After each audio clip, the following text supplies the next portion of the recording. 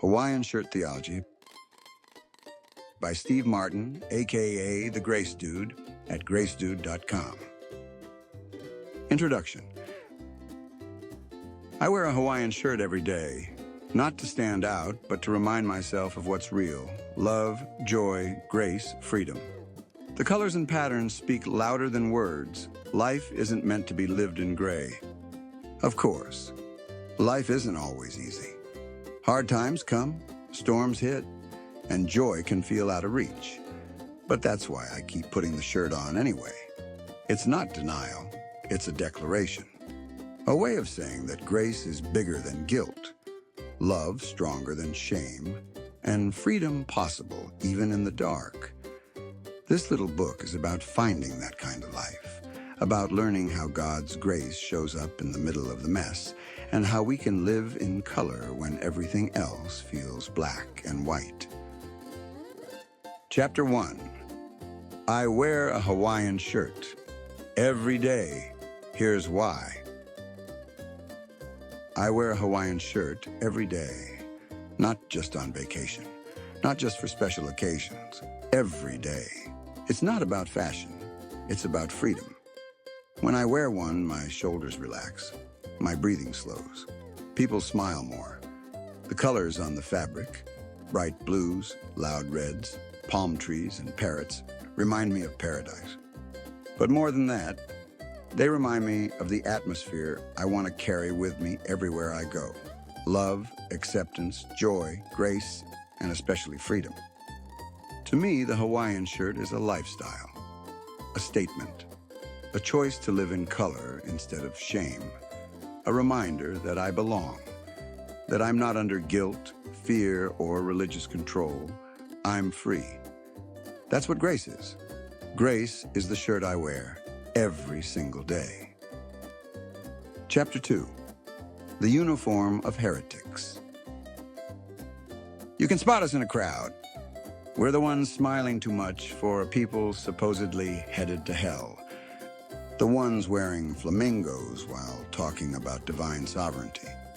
The ones who left the church building but somehow got closer to God. We are the happy heretics. And this is our uniform. The Hawaiian shirt isn't just fabric. It's a flag. A banner that says, "We're not playing by your rules anymore." We're not buttoned up, afraid, or trying to impress the religious gatekeepers. We've tasted freedom, and we dressed for it. They called us heretics because we believe in grace without conditions, salvation without exceptions, and a God who finishes what he starts. We call ourselves happy because joy is what happens when you finally stop trying to earn what was already yours. So if you see someone in a loud shirt and a louder smile, someone laughing at the madness of religion, but still awed by the kindness of God, they might just be one of us. And we're glad you're here. Chapter 3. Why undeserved favor just doesn't fit. For years, I was told that grace meant God's unmerited favor, that I didn't deserve it, that I was a guilty sinner saved by pity. But that definition always itched like a stiff collar. Clyde Pilkington put it plainly. The traditional definition of grace is misleading. The Greek word for grace, charis, doesn't mean unmerited. It means joy, real, radiant, heart-expanding joy. Not something God reluctantly hands out, but something he is always pouring out. So no, grace isn't about guilt or groveling. It's about gladness. Wearing a Hawaiian shirt isn't about proving anything. It's about expressing something. Grace is the same way. It's not earned, it's worn. Chapter 4. Grace means joy, literally. Let's talk Greek for a second. Charis, what we've translated as grace, actually comes from chairo, which means to rejoice. Grace isn't a cold transaction where God grudgingly checks off your debt as paid. Grace is a party word. It's a celebration, a feast, a shout of joy. It's God saying, I like you, I delight in you, I want you to be happy in my happiness. The Apostle Paul understood this. Over and over again, he says that grace joyizes. That's what God does with us. He joyizes us. He doesn't just justify us in some sterile courtroom sense. He makes us participants in his joy. He doesn't simply tolerate us or grudgingly forgive us. He delights in us, laughs over us, and floods us with his happiness. That's what the Hawaiian shirt reminds me of every day. When I button one up, it's like putting on a visual cue of what God already declared over me. I've been joyized. I'm wrapped in something bright, bold, and free. And here's the thing. When I show up that way, it spills out. I end up joyizing others without even trying. So when Paul says grace abounds, think about it this way. It's not just grace trickling like a leaky faucet. It's joy bubbling over like a fountain. And every time we step into it, we become little fountains ourselves, splashing joy on everyone around us. Chapter 5. Reactions to the shirt and to grace. You'd be surprised how people react to a guy in a Hawaiian shirt. Some grin and say, "Man, I love your vibe." Others chuckle and ask, "Where's the beach?" Some quietly appreciate it, but don't say a word.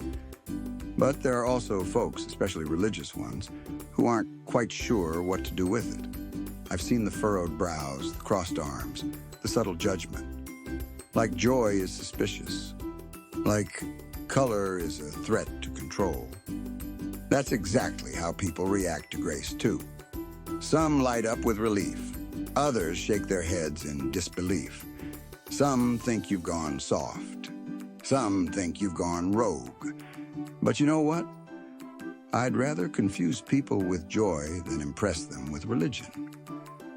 I'd rather raise eyebrows with freedom than earn applause with fear. Grace unsettles those who cling to performance. Joy threatens those who depend on guilt. But for the hungry soul, it's a breath of paradise. Chapter 6. You were never undeserving. Religion taught me I was a sinner, clawing my way back to God. But Scripture tells a better story. We existed in Christ before the destruction of the world. We didn't start out guilty. We started out loved. Our sin didn't shock God. He wrote it. It didn't change his love. Wearing grace is like wearing a Hawaiian shirt. No one asks if you deserve it. It just fits. It expresses who you are. And that's the truth. Grace isn't about being undeserving. It's about being unconditionally loved. Chapter 7. Even Jesus wore grace. Luke 2:40 says, "The grace of God was upon Jesus." If grace means undeserved favor, that would be nonsense. Jesus didn't need grace, unless grace means what it actually means: joy, delight, and pleasure. Jesus had the full joy of his Father resting on him. And here's the kicker. So do we. We've been graced in the beloved, not pitied, not barely accepted. Graced. When I wear a Hawaiian shirt, I'm not trying to be accepted. I'm living as someone who already is. That's what Jesus did. That's what we get to do. Chapter 8. We're not Judaizers. We're joyizers. Religion says, earn it, fix yourself, get in line. Grace says, you're already in, you're already loved, just show up. Judaizers put people in bondage. The Judaizers were folks in the early church who said Gentile believers had to keep Jewish laws. things like circumcision and Moses' rules. Joyizing set people free. That's what I want to be every day, a walking, talking joyizer. Someone whose life says there's more joy than you ever imagined, and it's already yours. That's what the Hawaiian shirt lifestyle is about. It's not rebellion, it's resurrection. It's living like someone who's already been raised to life, someone who's already free. Chapter 9. Joyizing through the storm. Joyizing in hard times doesn't mean you pretend the weight isn't there.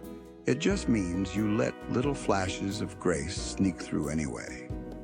Sometimes that looks like giving someone a smile when you don't even feel like smiling yourself, or lifting somebody's spirit while yours feels heavy.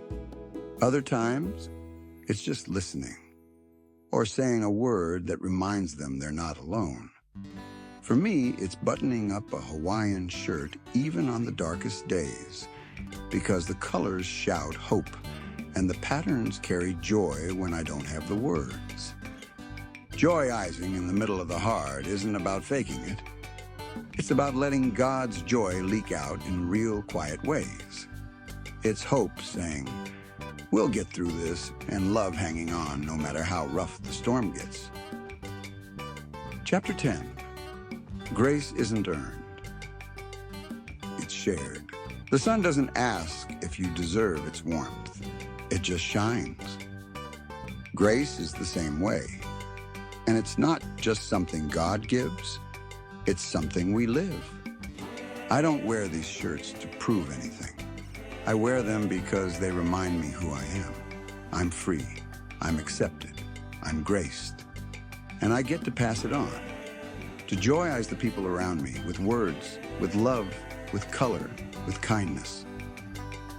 Chapter 11, don't take yourself too seriously.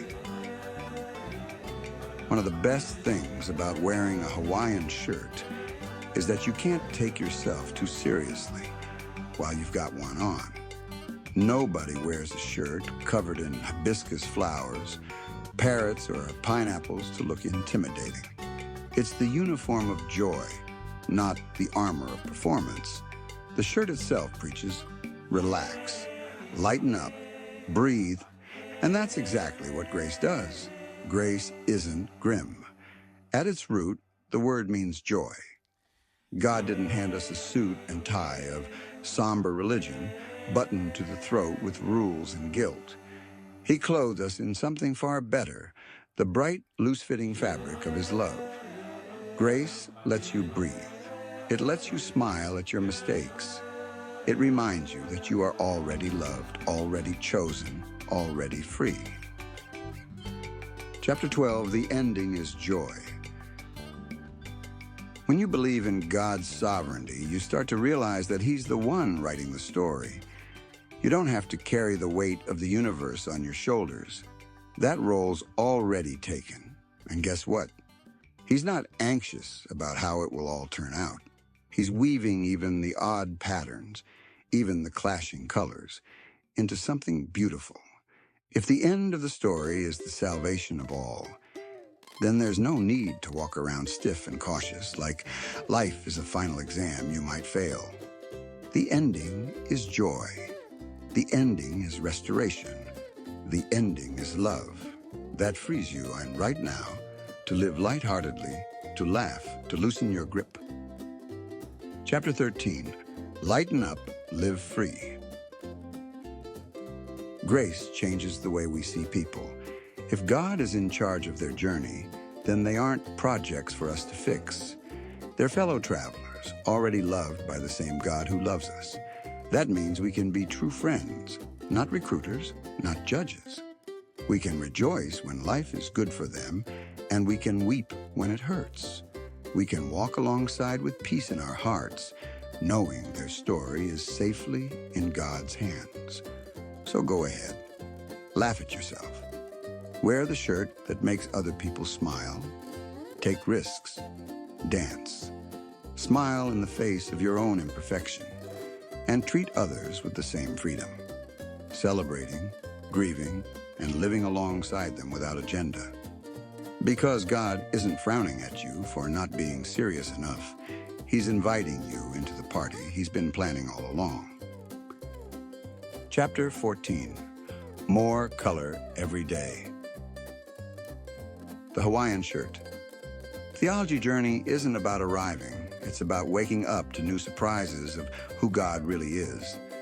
Just when I think I know Him, His love shows up deeper, kinder, more personal than before. We'll never fully know our Father here, but that doesn't stop Him from amazing us. Grace has grown from unmerited favor to joy. The Father's joy poured out because we are His kids. And what child doesn't deserve love and joy from a good father? What will we learn next? That's why this journey never gets old. Each day feels like buttoning up another Hawaiian shirt.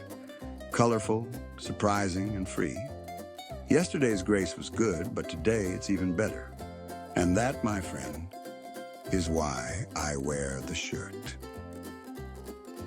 For more books by Steve Martin, go to gracedude.com.